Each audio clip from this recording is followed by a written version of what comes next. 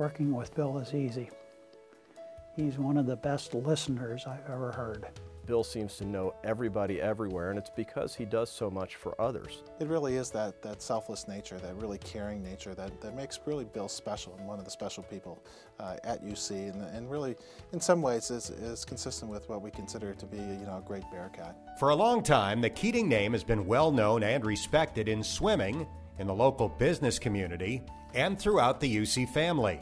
In the mid-70s, Bill Keating Jr. arrived at UC with a splash. I wanted to go to Ohio State. They didn't want me at the end of the day. My first meet was against Ohio State. We hadn't beaten them in 25 years. They ranked top 10 in the country.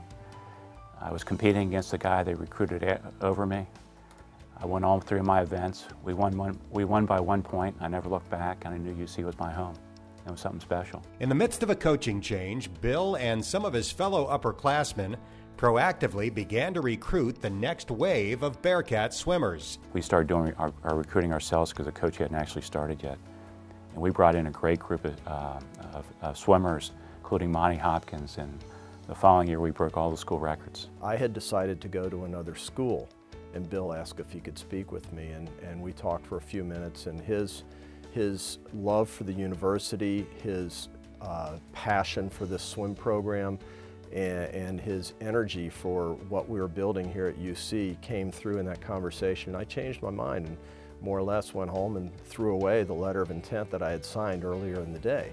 At age 27, Bill became the youngest ever member of UC's Board of Trustees, bringing a new and much-needed perspective. I was the last person appointed when Governor Rhodes retired back in 1981.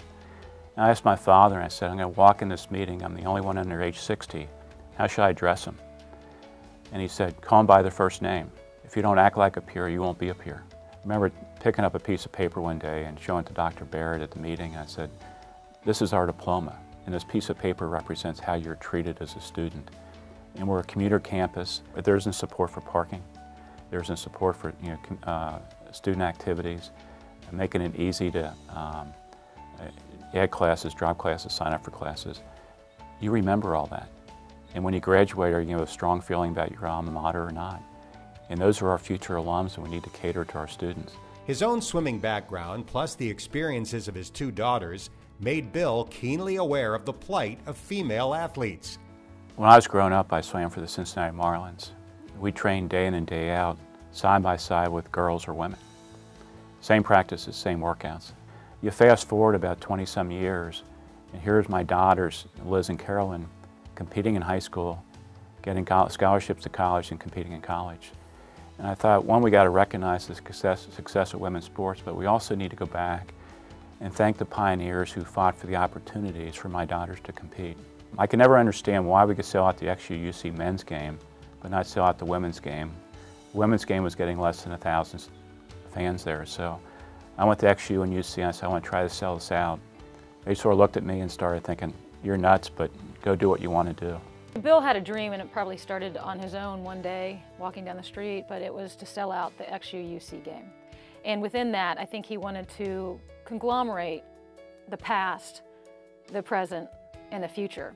And for the past would be to honor all the former players that came way back when they bought all their own uniforms, paid their own way, and give them their letter that they never received. And with that said, make sure that the players of today understood the opportunities that were given to us by those past players. But the today players to experience something that no woman has ever experienced, except maybe a UConn or a Tennessee, and to sell out the arena. And to walk out to the arena and it's sold out, as a coach, was thrilling. My hair stood on end and I looked around, I'm like, this is phenomenal. So it was a super big thrill for not only the coaches, for the players, but at halftime for the former players that got to go out there when there was only their mom and dad in the stands and look up and see everybody in the stands. I wanted to get the varsity letters to these women who never got them. And we put together a program to do that.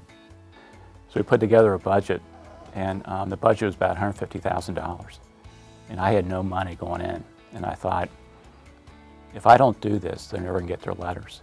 And somehow I'm gonna figure out how to raise the money. But that night, when these 500 former UC and XU women athletes came up and got their letters, and the smile on their face, the inspirational stories of what they went through, was something that was special. This type of vision and dedication is a reflection of how the Keatings are determined to earn their keep. I remember one day he and I were talking and he said something that I've never forgotten. He said, the University of Cincinnati has done more for me and for the Keating family than I can ever repay. Not a lot of people know that's what motivates him, because he doesn't brag about stuff like that. He just goes out and does things. UC's central role in the community provides a perfect opportunity for Bill's personal passion to make a difference. You know, if you're going to continue to make a difference and grow the community, UC have to be thriving and supported by the community to make it work, regardless of whether you're a UC alum. The impact is far too great. Bill is always looking to help others by lifting them up. And so he just has the ability to get people excited about being involved with him for whatever project he's involved with. And he's involved in a lot. He does give you sort of really nice, pointed, very constructive advice, and it's always in a very collaborative manner. So you know, you wind up, he lowers your defense shields, and you just, you know, it's fun to be around him. It was very evident to me that it was going to be a challenge, but he was up for that challenge because his passion was infectious. If he's going to ask me to repay him for all he's done for me, it's been 40 years he hasn't asked yet, so he's running out of time.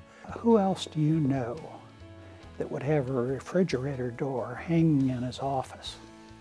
Because that's the place he looks to see his kids' pictures as well as his wife's notes. I think there's two parts of giving back to your community or giving back to the university. One part of it is just because you think it's the right thing to do. To me, the second part is your continuing education.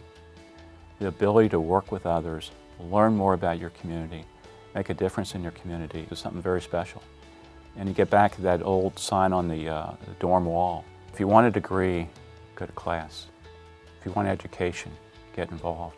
The University of Cincinnati Alumni Association is proud to honor Bill Keating Jr. with this year's Alumni Distinguished Service Award.